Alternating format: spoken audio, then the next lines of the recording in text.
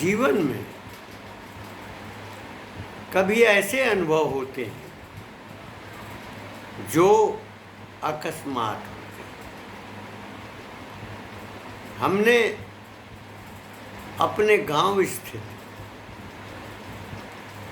बाजार में, जो कई गांवों का केंद्र था, वहाँ एक संस्था शिशु मंदिर की स्थापना, और उस समय कुशीनगर में क्षेत्र में स्थित एक इंटर कॉलेज का प्रबंध भी मेरे जिम्मे था। वाराणसी से महीने में 2-3 बार आना जाना होता था। एक दुकानदार के द्वारा सामने एक चौकी लगाई गई थी और रात को वहीं पर मैं सो जाता था। एक लड़का जो बहुत कम पढ़ा लिखा था और बाजार में अपना व्यवसाय ढूंढ रहा था, जो मेरा ही पट्टीदार था, उसने चौकी पर लेटते समय यह कहा कि भैया, बैल जब फंसता है तो वह इतना कूदता है कि कूदते कूदते उसकी मौत हो जाती है, और घोड़ा जब फंसता है तो वह वहीं खड़ा रहता है, 24 घंटे तक खड़ा रहता है, और जब उसका स्वामी आता है तो उसको बंधन से मुक्त कर देता है। बिना पढ़े लिखे हम लोग तो अपने को पढ़ा लिखा मानते हैं, लेकिन साक्षरता ही कही जाएगी। जितने भी उपाधिधारक हैं जो किताबों का अध्ययन करते हैं और अध्ययन के आधार पर अपना वक्तव्य, अपना वक्तृत्व देते हैं या लिखते हैं, तो किंचित ही उसमें होते हैं जिनके भीतर अनुभूत बोध होता है, मात्र अनुकरण होता है, तो वो साक्षरता ही मानी जाएगी। किंतु जो पढ़ा लिखा नहीं है, उसके भीतर इतना बोध और इतनी दृष्टि कहाँ से आई? जब हमने पूछा कि आखिर तुमने किन परिस्थितियों में ये कहा, उसने कहा कि बार बार आपका आना जाना और भाग दौड़ करना ये दर्शाता है कि आप समस्याओं में ग्रस्त हैं, तो उन्हीं समस्याओं के संदर्भ में मैंने ये बात कही। जीवन में आदमी के पास समस्याएं आती हैं और समस्याओं में वह उलझता है। जो समस्याओं को से जूझता है वह विजयी भी होता है। समस्याएं उसका श्रृंगार करती हैं, समस्याएं उसमें पुरुषार्थ पैदा करती हैं, समस्याएं उनके भीतर बल प्रदान करती हैं। जब वो अपने लक्ष्य को प्राप्त करता है तो निश्चय ही उसे आनंद प्राप्त होता है। ज्ञान के लिए बहुत उपाधि की आवश्यकता नहीं है। जो बिना पढ़े लिखे हैं उनके भीतर भी ज्ञान का भंडार है, अनुभव का पुंज है। जिनके भीतर ये संकल्पना होती है तो निश्चय ही वो समस्याओं को दूर करते हैं।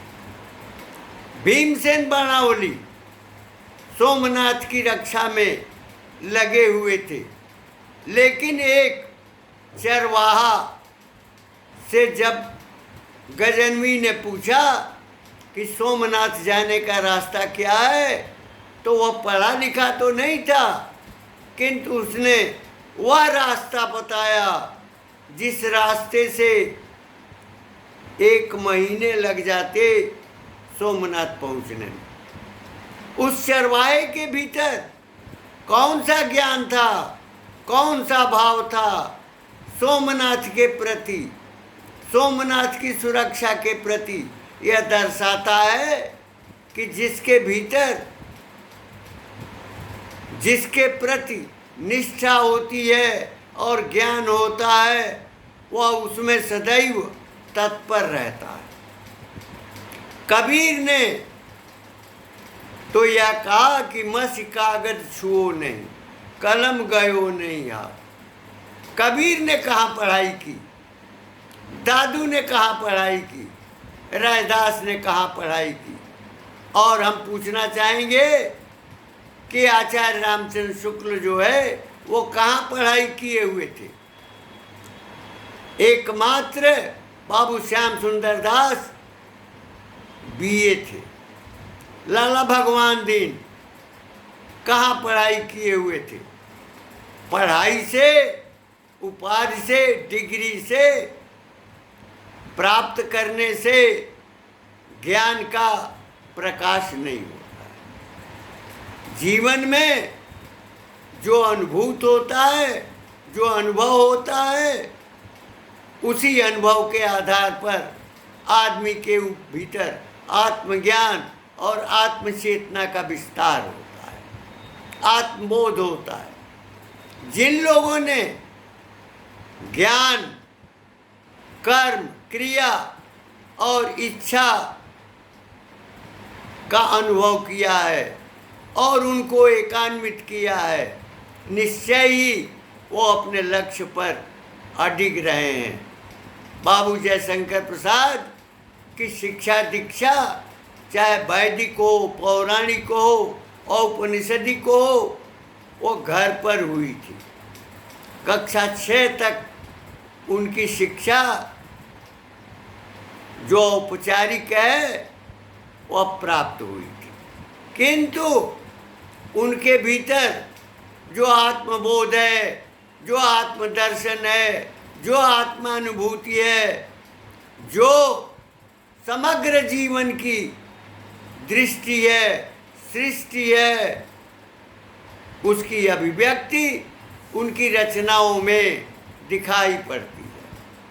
और लोग उनको पढ़ने से, उनका अर्थ लगाने से कतराते हैं। वह तो अभिधा में खोजते हैं, अभिधा में मेहनत की आवश्यकता नहीं होती, किंतु लक्षणा में और व्यंजना में श्रम करना पड़ता है। मैं यह कहना चाहता हूँ कि हमारे जीवन की यात्रा में अगर पालने में रामायण, रामचरितमानस, विनय पत्रिका, गीतावली, सूरसागर, रामचंद्रिका के ग्रंथ मिले तो कक्षा 1 में जाने के उपरांत हमको हल्दी घाटी और जौहर मिला। हमारा जीवन उस समय अर्थ का बोध नहीं रखता था, लेकिन कविता की तरंगें, उनकी ध्वनि, उनकी झंझनाहट, उनका गान मैं सुनता था, उससे प्रेरणा मिलती थी। किंतु जब बोध का स्तर हुआ तो हमको स्पष्ट उसका अर्थ समझ में आने लगा। जब काशी में हमको संगत मिली विद्वानों की, गुरुओं की प्रेरणा मिली, शिक्षा मिली और अभ्यास मिला। उसके द्वारा हमने बहुत कुछ अनुभव कर लिया। हमने महाकवि कालिदास, महाकवि भवभूत, महाकवि भारवी के ग्रंथों का अध्ययन और अनुशीलन किया। हमारे भीतर प्रेरणा पैदा हुई और इसको सुसज्जित करने, संग्रहित करने और उसको प्रकाश देने का अवसर उस समय आया जब मैं राष्ट्रीय स्वयंसेवक संघ के संपर्क में आया। स्वयंसेवकों की संगत मिली, राष्ट्रभाव विकसित हुआ, राष्ट्रीय चेतना पैदा हुई और इन समस्त ग्रंथों जो अधीत थे, मेरी दृष्टि में राष्ट्र के संदर्भ में उसको मैं खोजने लगा, ढूंढने लगा और संघ के कार्यक्रमों में जो बौद्धिक होते थे, उन बौद्धिकों से न केवल हमारी बुद्धि विकसित हुई बल्कि हमारे कार्य का विस्तार भी हुआ। महाकवि भारवी के किरातार्जुनीयम में एक श्लोक है, प्रारभ्यते न खलु विघ्न भयेन नीचै। निम्न कोटि के आदमी कार्य को विघ्न के भय से शुरू नहीं करते हैं। मध्यम कोटि के आदमी के लिए महाकवि भारवी ने कहा कि प्रारभ्य विघ्न विहिता विरमंति मध्या। शुरू करके अगर विघ्न आते हैं तो मध्यम कोट के लोग कार्य को छोड़ देते हैं, लेकिन तीसरी कोट के व्यक्तियों के लिए महाकवि भारवी ने ये कहा कि प्रारभ्य विघ्नैरपि पुनरपि प्रतिविघ्नमाना उच्चैर् जना न परित्यजन्ति। जो उच्च कोटि के व्यक्ति होते हैं वो प्रारंभ करके कार्य को पूर्ण करके ही छोड़ते हैं। हमको याद आता है कि जिस समय अरुणाचल में हमसे संबंधित लोग वहाँ विद्यालय संचालित करते थे, उनसे यह पता लगा कि जब मणिपुर, त्रिपुरा, अरुणाचल, मेघालय, आसाम, नागालैंड जैसे क्षेत्रों में धर्मांतरण का खेल हो रहा था, तो जो कम पढ़े लिखे होते हैं वो ज्ञान देते हैं कि अग्र सोची सदा सुखी। जो आगे सोचता है वो हमेशा सुख में रहता है। राष्ट्रीय स्वयंसेवक संघ के प्रांत प्रचारक 1970 में अरुणाचल, नागालैंड, मिजोरम, मेघालय, त्रिपुरा, मणिपुर आदि क्षेत्रों में वो विस्तार करने लगे और जो राष्ट्र की धारा खंडित हो रही थी उसको रोकने का उन्होंने प्रयास किया। हमें स्मरण है कि वहाँ पर जो सरसंघ चालक थे, प्रांत प्रचारक के रूप में सुदर्शन जी भी गए थे, माननीय माधव जी देशमुख भी गए थे और कृष्ण गोपाल जी को भी ये दायित्व मिला था। संघ ने हमेशा राष्ट्र के लिए सोचा, संस्कृति के लिए सोचा और सांस्कृतिक प्रवाह अविरल उसने पैदा किया। बिना किसी स्वार्थ के, बिना किसी कामना के स्वयंसेवक अपने जीवन में कार्यशील होते हैं। मैं महसूस करता हूँ, अनुभव करता हूँ, जब उनके दायित्व का, उनके कर्तव्य बोध का, उनके प्रसारण का, उनके ज्ञान का जब स्मरण करता हूँ तो उनके भीतर जो राष्ट्र भाव था, जो भक्ति भाव था, जो प्रेरणा की शक्ति थी, उसको याद करके मैं खुद विह्वल हो जाता हूँ। और यह विह्वलता उनके प्रति श्रद्धा और समर्पण का भाव पैदा करती है, जो आज दुनिया में नहीं है, लेकिन अपना जीवन, अपना समग्र जीवन, अपना पारिवारिक जीवन छोड़कर और राष्ट्र कार्य में सदैव लिप्त रहे।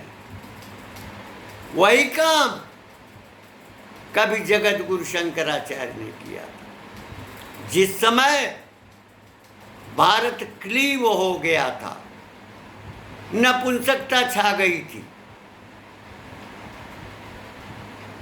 उस समय जगत गुरु शंकराचार्य ने अगर दक्षिण से पैदल यात्रा कर आए होंगे, शैशव काल था सन्यास का, कहाँ उनको भोजन मिला होगा, कहाँ पानी मिला होगा, किस प्रकार उनका जीवन बीतता होगा। उन्होंने काशी, बद्रिकाश्रम, केदारनाथ, केदारधाम, यानी पूरे भारत का दौरा किया और सनातन धर्म का विस्तार और प्रसार किया और स्थापना की, पुनर्स्थापित किया। सनातन धर्म, सनातन पंथ, सनातन विचार हमारा वैदिक बोध है, वैदिक वांग्मय का वह अंग है, और उसके द्वारा हमारा राष्ट्र न केवल विकसित हुआ है, राष्ट्र भावना न केवल पल्लवित हुई है, बल्कि हमारी भूमि सुरक्षित हुई है, हमारे पर्वत, हमारी नदियाँ, हमारे वृक्ष, हमारे जीव, हमारा जीवन, ये सब प्रबुद्धता में रहा। हमने अनुभव किया है उन महापुरुषों का जिन्होंने राष्ट्र के लिए, समाज के लिए, संस्कृति के लिए अपना जीवन भी दान किया। मैथिली शरण गुप्त की एक रचना है, राजा दधीच ने अपनी हड्डियां दान कर दी थी, उससे धनुष बने, सारंगधर, पिनाक, 3 धनुष बने थे, उनसे असुरों का संहार हुआ। राजा शिव भी करुणा के नाते एक कबूतर जो उनकी गोद में आकर के गिर गया था, उसकी रक्षा के लिए उन्होंने मांस दान किया। अब पूरा शरीर तुला पर चढ़ा गए। कर्ण ने अपना कवच और कुंडल भी दान कर दिया था। तो जिस देश में प्राण दान, तन दान, अंग दान, बलिदान की परंपरा रही है, तो वह देश आत्मरक्षा में सदैव सफल रहा है। राजस्थान की धरती में अगर सिर बोया जाता था तो सिर पैदा होता था। राणा प्रताप, राणा सांगा, महारानी पद्मिनी उसी मिट्टी की उपज थे। वीर शिवाजी महाराष्ट्र की धरती की उपज थे। उनके पीछे उनके संघर्ष और त्याग के आदर्श वे महापुरुष थे जिनकी स्मृति हमने बताई।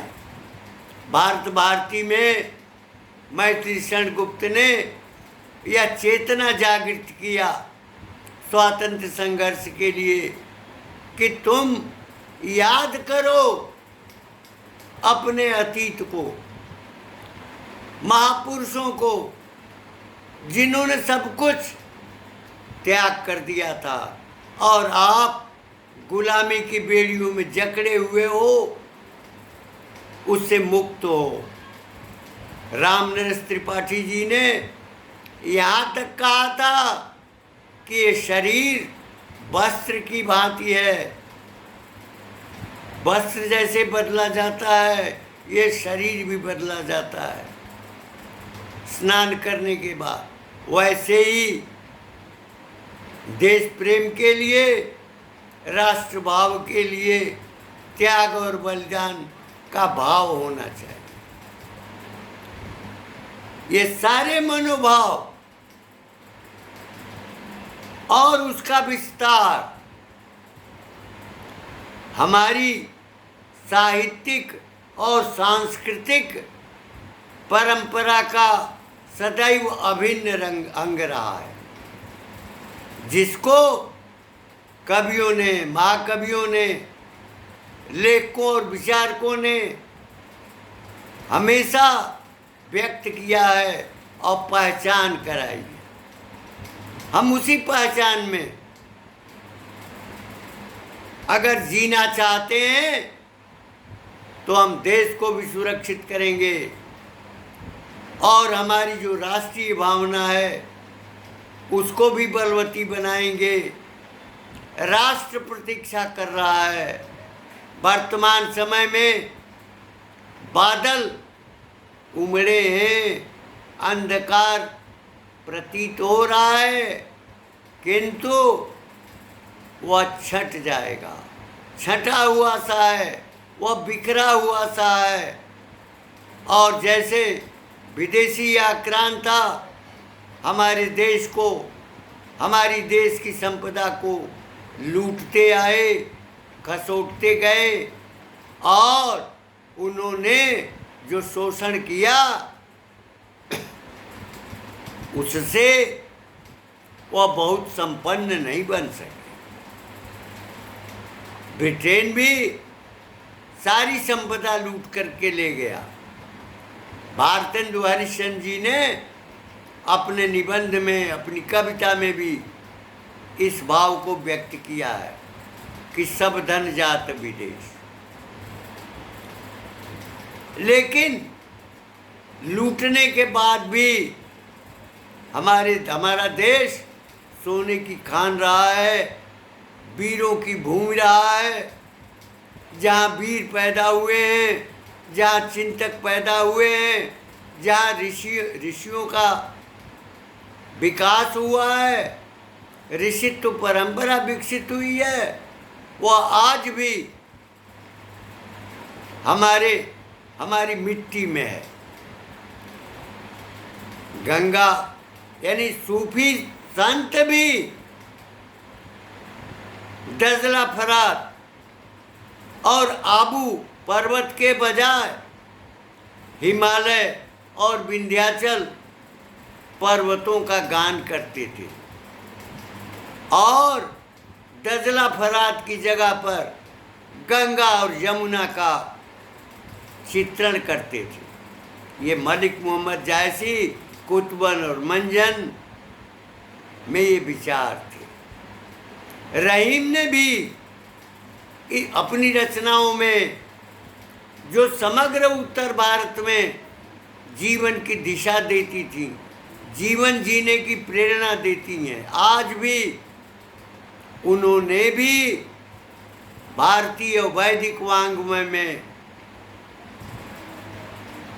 जो संदेश दिया वह संदेश आज भी स्थिर है। रसखान ने जो गति दी, जो भक्ति दी, जो प्रेरणा दी, जो दिशा दी, वह बोध कराया कि चाहे जितने भी जन्म हो, लेकिन उस जन्म में हमको कृष्ण की निकटता चाहिए। हमारी जो भक्ति धारा है, राष्ट्रभाव धारा है, देश के प्रति भक्ति भावना है, संस्कृति के प्रति निष्ठा है, तो निश्चय ही हमको सक्रिय रहना पड़ेगा। जब आप यह सोचते हैं कि कभी हमारा गांधार था जो अफगानिस्तान है, तो निश्चय ही गांधार लोग खोजते हैं। विदेशों के लोग आज सोवियत रूस, जो इस समय रूस हो गया है, वो सोवियत ढूंढ रहा है। पुतिन संघर्ष कर रहे हैं। जब हमारे पुरखों ने जितना विस्तार किया था, उस विस्तार की सीमा में जब हम जाना चाहते हैं तो संघर्ष होते हैं, संघर्ष के क्षण भी आते हैं, किंतु जनता के विस्तार के लिए, जनता की रोटी के लिए, जनता के भवन के लिए ये कार्य हमको करना पड़ता है। हमारे देश के नेताओं ने हमारा बहुत बड़ा भूभाग हमारे देश का खंडित कर दिया। उसका मलाल तो होगा ही, क्योंकि जब ये हमारे देश की पीढ़ी आगे बढ़ेगी, संख्या बढ़ेगी, तो उनके लिए झोंपड़ी के लिए भी जगह नहीं बचेगी। तो जो अग्र सोची होता है वही सदा सुखी रहता है, जो भविष्य सोचता है वही सुखी रहता है, जो भविष्य के निर्माण की योजनाएं बनाता है वही सुखी रहता है, और मृत्यु के समय भी वह आनंद का अनुभव करता है। जीवन में जो भी कार्य किया है, जो भी कृत्य किया है, अगर अंतिम अवस्था में आदमी को यह बोध हो जाए कि हमने जो कुछ भी किया,